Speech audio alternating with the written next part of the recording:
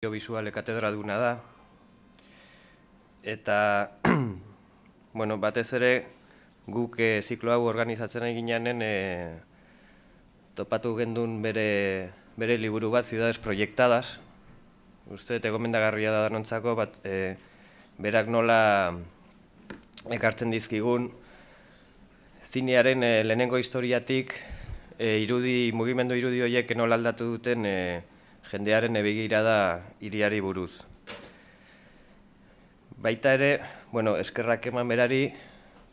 gogoratu ziklo honen organizatzaileak Donostia 2016, Kristina Enea eta arkitektoaren elkargoa direla. Eta aprobetxatu nahiko nuke pixka bat lehenengo aurkezpen hau kontatzeko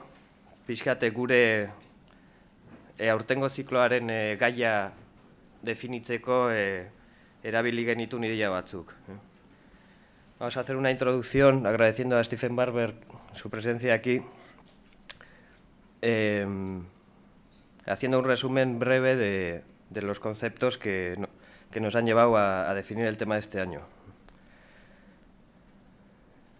Desde un principio, y más hoy en los tiempos de crisis que vivimos,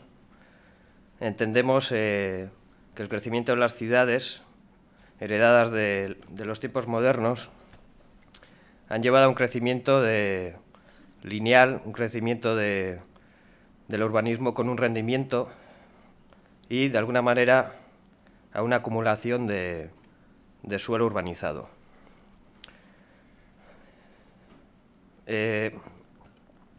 Para el desarrollo del contexto de este ciclo,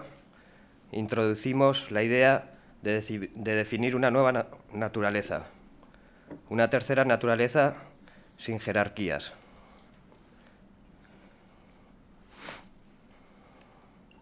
Tal y como defiende Latour,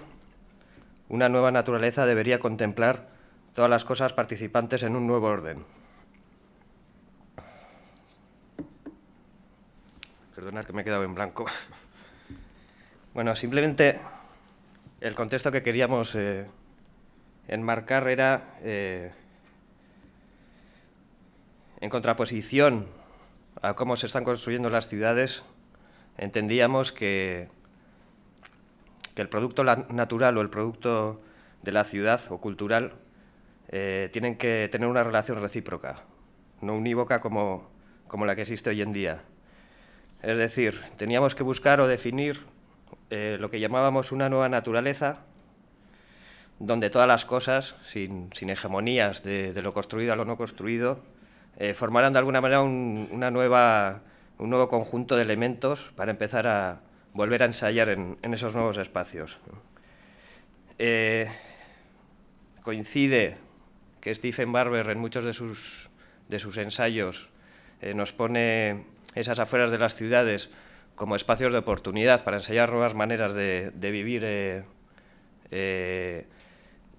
sin reglas esos trozos de ciudad y por eso creíamos pertinente invitarle y que mostrara sus tesis.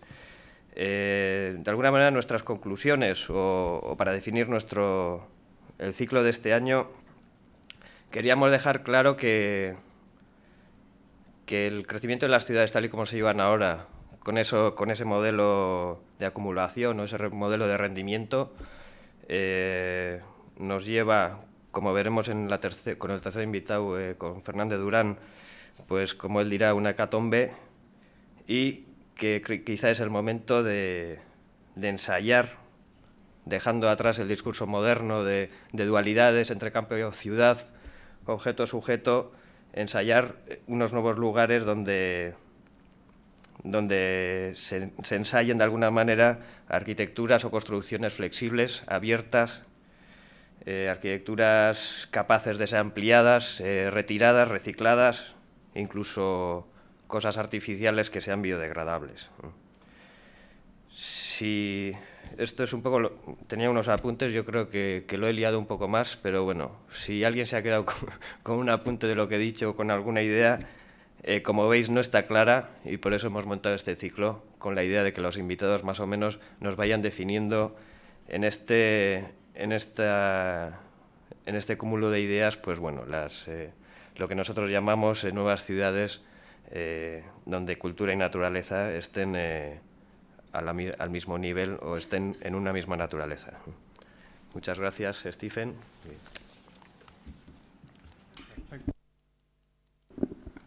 Thank you, and thank you to all of you for coming along. I also wanted to thank the Fundación Cristina Enea for inviting me, also the BNV Productions for making this project such an interesting one. In this presentation on filmic architecture and evasion and sensation and the film Menschen am Sonntag, People on Sunday from 1930, I'd like to examine the ways in which filmmakers have always been fascinated with depicting the conflict between culture and nature, in particular through representations of the real city and of utopian spaces beyond that city. In many cases, that fascination has taken the filmic form of a journey in which the film's protagonists travel in order to escape or elude the city they inhabit and to create a new space with its own sensory forms, even if that space can exist only for a moment or for several hours, ephemerally, like a city whose architecture is uniquely unstable. The depiction of utopian environments in film, created beyond the reach of the real city, often involves a movement into radical transformation and mutation, in which the film's characters, once separated from the real city, are caught in a narrative which leads into disaster and disintegration. Later in this presentation, I'll look at an example of that process of the disintegration of utopia in a film from Japanese cinema of the 1960s titled Horrors of Malformed Men. What is especially noticeable is that such movements away from the real city into utopias which may be short-lived or prone to disaster always serve to exert impacts upon the physical bodies of the film's protagonists and also on their capacity for vision. So every filmic conflict between culture and nature has as its counterpart a conflict inscribed in a corporeal sense on the body and also in an ocular sense on the eyes, including those of the spectator. Any discussion of the ways in which film connects with urban space can also be one which takes into account the particular forms and architectures of the spaces in which, for the first century or so of their existence, films were predominantly experienced.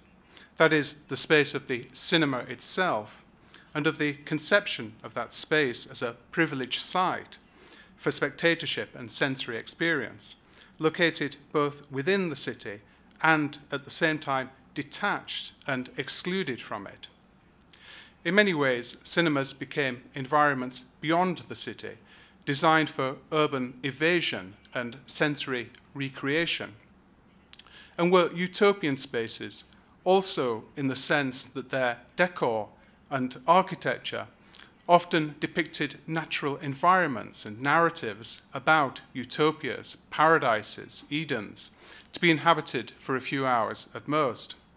by their audiences, as, for example, with the luxurious film palaces which were constructed in the USA and in Europe in the 1920s and early 1930s. And later in this presentation, I'll be speaking more about how cinema spaces themselves, like films, can reflect and embody the conflict between culture and nature. So the fascination in the work of many filmmakers with the spaces beyond urban architectural environments is one often intended to take the film spectator on a journey into the unknown, in which the narrative of the film may be partly improvised or else composed of both fictional and documentary elements, as with the film Menschen am Sonntag. So, in addition to embodying conflicts between culture and nature, between urban space and the unknown or idealized zones beyond it. Film can also appear to be the result of a conjuring trick, a piece of magic, which can make time and space disappear. And in fact, the conflict between culture and nature in film is something which I think originates at the very origin of the film medium, at its beginning, even in its prehistory, with a tension between the representation of urban space and the exploration of images which evade or escape that space.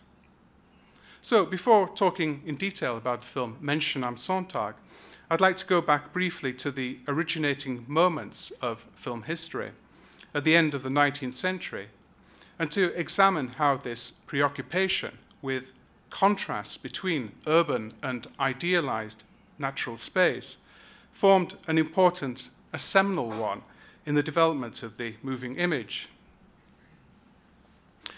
The photographic and moving image pioneer Edward Muybridge is best known for his sequences of photographs analyzing the movements in speed of human forms and animals. In the late 1870s, 2 decades before the first projections of film, Muybridge developed a system of using multiple cameras, 20 or more cameras arranged in sequence, to record successive movements. When he photographed the forms of human bodies and animals in motion in his outdoor studio, almost all trace of both cultural and natural environments were removed from those forms, photographed against blank or gridded backgrounds, in order solely for the movement itself to be analyzed. In 1879, Muybridge developed a projection device named the zoopraxiscope and began to project his sequences of images to public audiences in Europe and the USA. And although he used glass discs rather than celluloid strips for those projections, they prefigure in many ways the projection of films in cinemas. But alongside those experiments with speed and movement, Muybridge was also a photographer both of urban space and of the utopian and idealized spaces beyond the city. We can see this best in the contrast between his photographic panoramas of the city of San Francisco, made in 1877 and 1878, and his photographs from the same period of the utopian rural landscape of the spectacular Yosemite Valley in Northern California. This is just one panel from Muybridge's panorama of San Francisco. There were 12 in all. And this is the Yosemite Valley.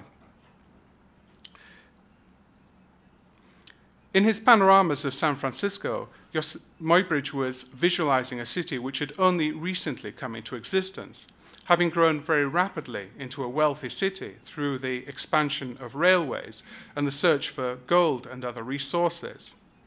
From the tower of a house on one of the city's highest hills, he created a 360-degree panorama in the form of 12 photographs, which were then arranged like a cinema screen for their viewer. The splendid new architecture of the city appears in the images, but not the human figures of its inhabitants, whose movements evade the speed of photographic exposure time. And his panorama is of a new city which will soon vanish in its destruction by the 1906 San Francisco earthquake, which erased most of what he photographed. By contrast to those urban images, Muybridge's photographs of the Yosemite Valley are of an unexplored, utopian, indestructible, and distant landscape which offers an unprecedented sensory experience. At that time, the isolated Yosemite Valley had only recently been discovered by California's settlers. And in order to reach it, Muybridge had to make a long and dangerous journey from San Francisco. Although the Yosemite Valley is naturally timeless and unchanging,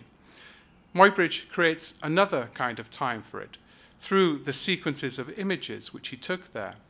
a time that originates from civilization and from its reinvention of the natural environment for the benefit of spectators who consumed his photographic images at leisure in their own urban space. Some of those same dynamics of movements and oscillations between urban space and an idealized natural or separated space beyond the architecture of the city's central areas can also be traced in the work of the very first filmmakers and projectionists of film, following on from Edward Muybridge's groundbreaking experiments. For example, Louis Le Prince, the French inventor, who is often credited with shooting the very first films in 1888 in the industrial city of Leeds in northern England. Le Prince recorded both urban scenes with bustling figures and vehicles crossing a river bridge. This is the bridge which crosses the river in the town of Leeds. And also domestic scenes in a garden or park, which contain no trace at all of that kind of urban furore. In order to seize the movements of urban life, the first filmmakers had to select city environments with dense traffic in the great plazas and intersections of the cities they filmed, or on bridges, as with Louis Le Prince's film. This was also the case with the Berlin-based film pioneers Max and Emil Skladanowsky, the Skladanowsky brothers, who were able to solve one of the great mysteries of film by successfully constructing a celluloid film projector and then projecting their films for the first time to a public paying audience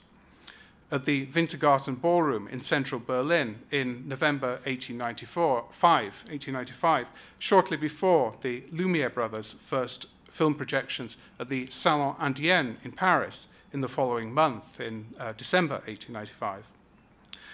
The Skladanowsky brothers also oscillated between films shot in the great central plazas of the city. This is a sequence shot in the Alexanderplatz in Berlin, one of the central squares in Berlin, and more distanced films with a sensory element of fantasy. For example, a film showing one of the two brothers dancing, shot on the roof of a building in a peripheral district of the same city. One further useful example from the early period of cinema of journeys in film which intimate the conflict or separation between culture and nature is that of the short-lived cinematic form known as Hale's Tours.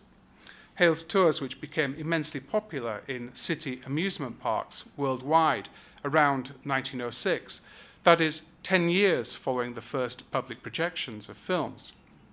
So the spectators of Hale's Tours boarded carriages which literally shook and animated their occupants,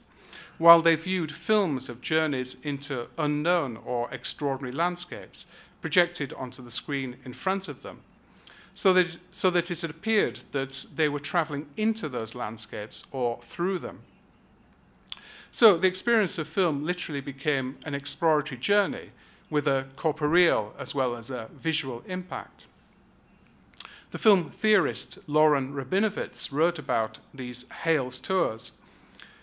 The first travel ride films simulated railway or auto travel in order to foreground the body itself as a site for sensory experience. So, from the origins of the moving image, filmmakers and cinema architects have seen the attractions of depicting journeys or transits, such as those between urban space and the spaces beyond the city, and also journeys between culture and nature, in which nature itself may always be visualized and reinvented by film. Okay, so on to the film Menschen am Sonntag, which we'll be watching this evening. This film embodies many of those conflictual dynamics between urban culture and the natural environment beyond the city, and also embodies the filmic depiction of movement and of stillness, which makes possible an evasion from one environment and a new sensory experience, however brief, in the environment which is then reached. In order for this to take place, a particular point of origin needs to be filmed in detail. that is, the metropolis of Berlin in the summer of 1929, with its innumerable architectural facades and surfaces, and its crowds and routines of work, together with the particular destination points for that movement of evasion. In this case, that point is the Wannsee, an apparently natural landscape of lakes and forests on the edge of the city, but still populated by those same urban crowds who amassed in the city and now interposed their urban culture into that new landscape. But between those interconnecting zones of culture and nature, the film seeks to isolate and emphasize extraordinary moments of speed, stillness, and sensation, which are derived from urban life, but are simultaneously uniquely filmic in their distinctive time and space. So the film Menschen am Sonntag, People on Sunday, was shot across the summer of 1929, actually on the Sundays of the film's title, since its cast was a non-professional one, and the four friends who make the journey out of the city of Berlin actually held the weekday jobs which they are seen performing in the initial sequences of the film. The film's first intertitle is presented as an experiment in cinematic form to make a film without actors. So the guiding principle of the film is one of reduction of the habitual forms of cinema. The performances themselves must then, in one sense, be natural, not acted. In addition, the narrative of the film is also reduced to the point in which it was often perceived on its release as a film in which nothing happens, or almost nothing, again reduced to the most minimal sequence of incidents during a journey by friends from the city into the natural environment beyond it. And that narrative element in which almost nothing happens is itself subject to an abrupt overturning, and thereby reduced still further by inserted documentary sequences, sequences which show the urban architectural surfaces of Berlin, or the routines of workers travelling to their factories, or the activity of crowds during their leisure time. So the film presents itself as an exercise in reduction, a kind of evasion in itself,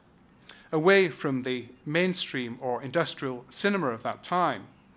an attempt to reinvent film and its narratives as a sequence of momentary gestures and movements, performed by figures who are not acting as they would in the film industry. And this kind of evasion from the normal forms and industries of cinema is emphasized by the work occupation assigned to one of the four friends, who is presented as being a film extra, someone always searching for potential appearances in films, in perpetual transit on foot through the Berlin streets, hoping vainly for those momentary appearances on the very edge of film images, but apparently always poised within that search as an extra without actually reaching the film image itself. But alongside that self-imposed reduction of the film in terms of a rejection of professional acting and narrative, Menschen am Sonntag is at the same time an extremely full and intricate film, packed with insights into the divisions between urban culture and recreated nature, and into the sensory forms of urban and human movement and speed, and also with a complex narrative, a narrative of sexual lust, envy, and jealousy, which indicates some of the future preoccupations of the directors involved in the film. And notably, Menschen am Sonntag was a collaboration between a group of young and emerging filmmakers and film writers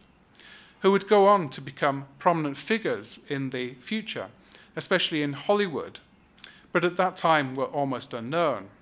So these figures, Edgar G. Ulmer, Billy Wilder, Fred Zinnemann,